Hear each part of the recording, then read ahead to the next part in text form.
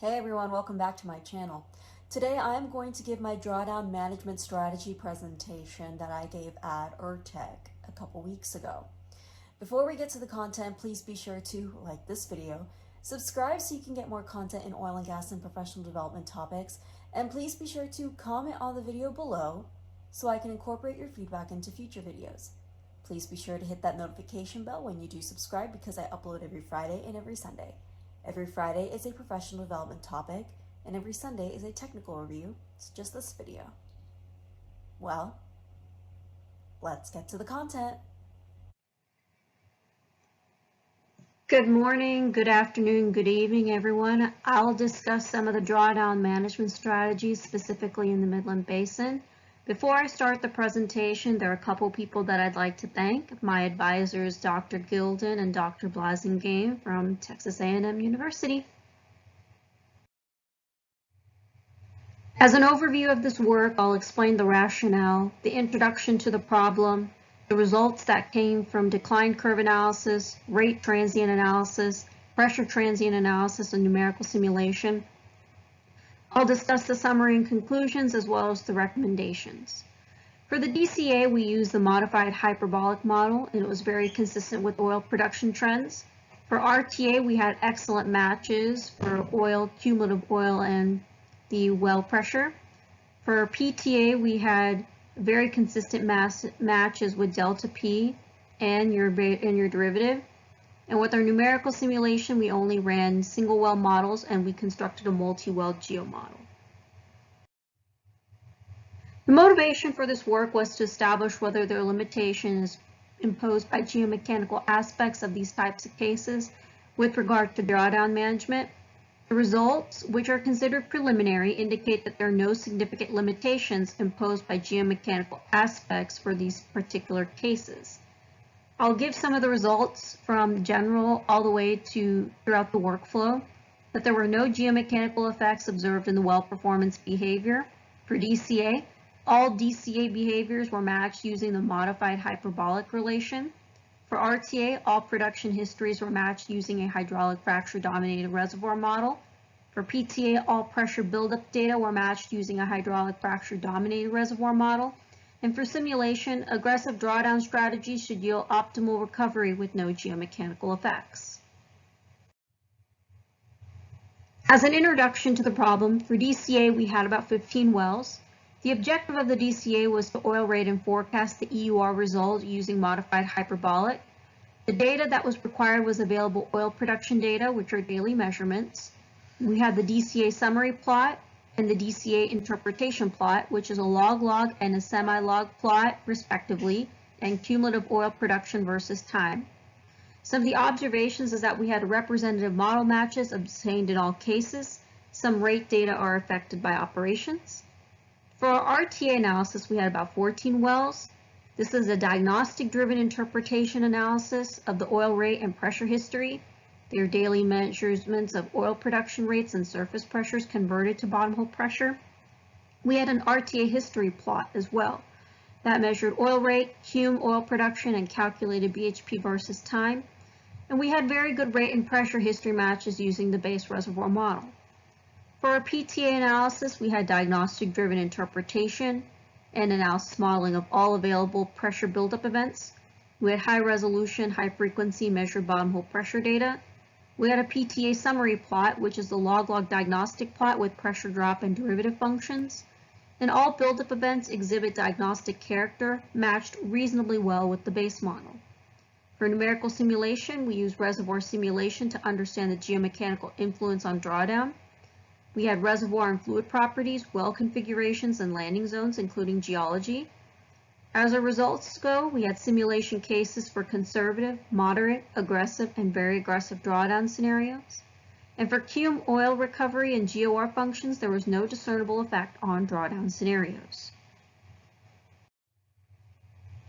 Here are DCA summary plots, which are log-log plots of rate versus the cum, or rate and cum versus time. Some of the observations here is that the modified hyperbolic time rate DCA relation was used in all cases for this work. We had a 1-to-2 slope trend, which is imposed on each case for illustrative purposes. that all these wells had about 1 year production history, so projections should be considered as estimates. The 1 to 2 slope was just assuming a B factor of 2, just to show you what the relative B factor is for all of these wells, which are less than 2. Here are DCA interpretation plots, which are a log of rate versus the cum. These plots are a consistency check, and a perfectly straight line trend only occurs for the case of a harmonic decline. In general, all of the log of rate versus cum trends show there is a very consistent, and these plots are not used to verify the EUR, but rather to illustrate the historical and forecasted rate-cum relationship.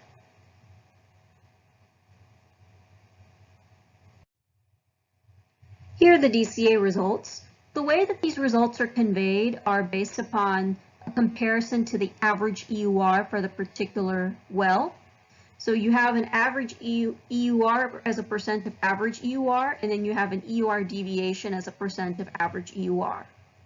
This is results to reference to the EUR for all cases. The range of deviations from the average is -23 to a positive 24%, but the deviation is 0.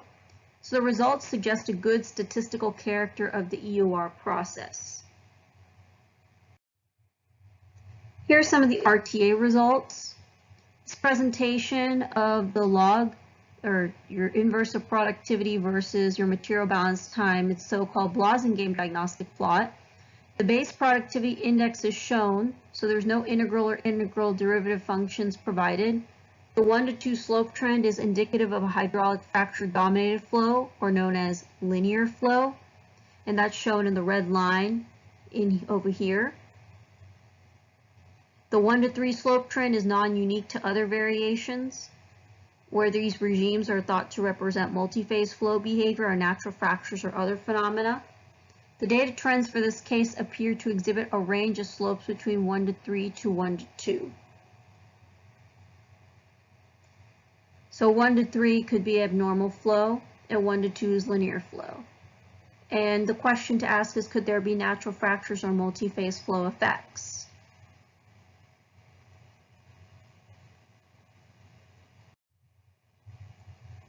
Here's the RTA history plots for your log of rates, your flowing bottom hole pressure, and your cum versus time.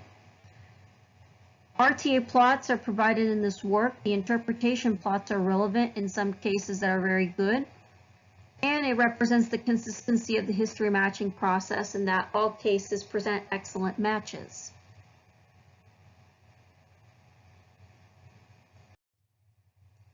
Here are the RTA results in tabular form.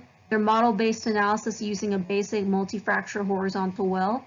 No pressure or saturation dependent properties are considered, and the results generally indicate some statistical consistency.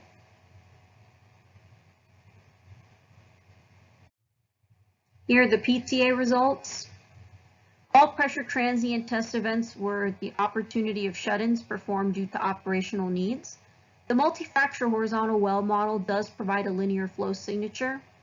There are several of the data trends do not indicate linear flow, specifically wells 2, which is the top left, well 5, which is 3 from the left, well 7, which is your top right, and well 9, which is the bottom center, and possibly 11, which is your bottom right.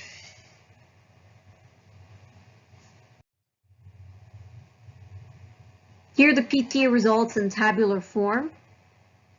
This is the same model as RTA with the multi-fracture horizontal well, or no saturation or pressure dependency. All PTA events were opportunity shut-ins required for maintenance or other operational needs.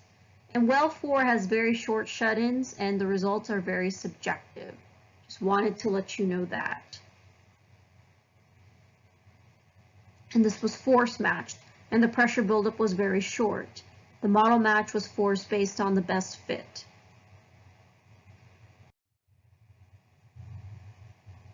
Here are the RTA and PTA comparison of results with respect to the permeability and your half length and the number of fractures calculated from RTA or PTA. The historical attempts to correlate such results were somewhat similar. The calculated permeabilities for the PTA are often slightly higher than those for RTA. Your XF and your number of fracture products for the RTA are logically higher than those of PTA. The comparison for your log of perm versus your log of half length versus number of fracture product seems very consistent, but in fairness, the results can be attributed to the interpretation or the analysis bias. In the end, these results should be considered as a consistency check of the RTA-PTA results and workflow.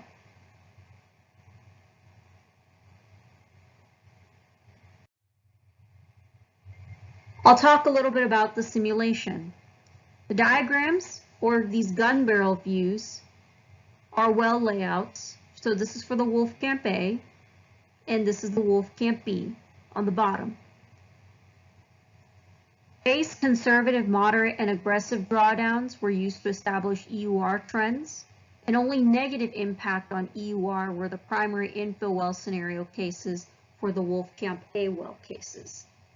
So the base was about 2,300 for minimum flowing bottom hole pressure, conservative is 1,000, and aggressive is 500. For the moderate case, your minimum flowing bottom hole pressure is 800 psi. And these are the oil well EUR difference from the base case in terms of percent.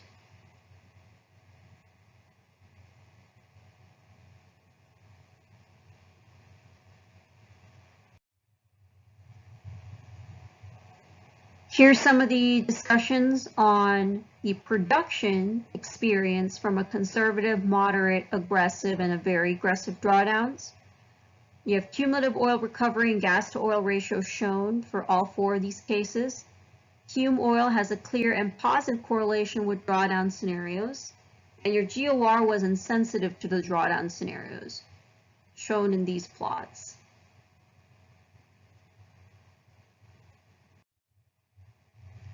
In summary, we assess the production performance and impact on drawdown. We use the specified cadre of wells from the Wolfcamp A and Wolfcamp B.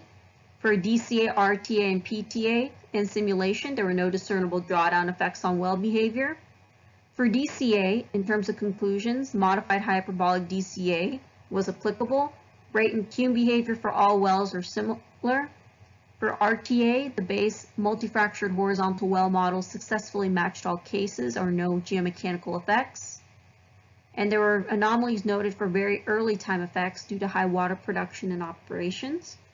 For PTA, all pressure buildup events appeared to be operational, and in the cases of multiple pressure buildup events, all events were correlated.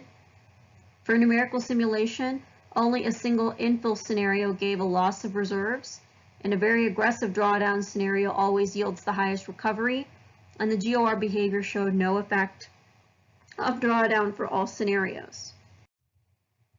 For recommendations, for Wolfcamp A and Wolfcamp B wells, they should be produced at minimum BHP as soon as practical. Not necessarily an open choke guidance. Choke testing and management and artificial lift considerations are essential.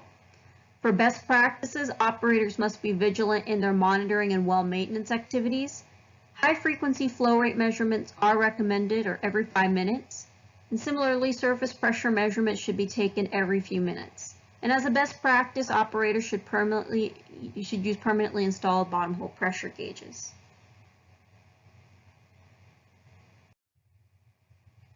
That is the end of the presentation, and I'm open for questions.